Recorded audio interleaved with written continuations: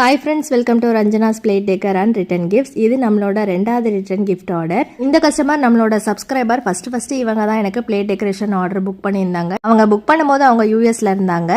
கஸ்டமைஸ்டாக plates இப்படி தான் வேணும்னு சொல்லிட்டாங்க அந்த மேம். ஸோ அதே மாதிரி பண்ணி கொடுத்தாச்சு நம்ம.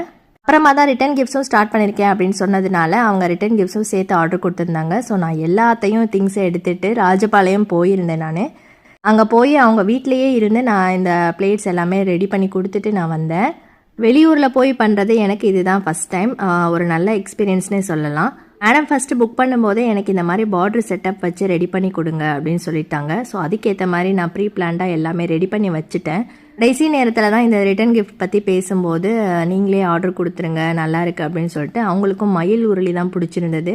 ஸோ ஒரு 130 பீசஸ் வேணும் அப்படின்னு கேட்டிருந்தாங்க. லாஸ்ட் மினிட்ல தான் ஆர்டர் கொடுத்து ஃபைனலாக ஒரு 10 டேஸில் தான் நமக்கு வந்திருக்கு.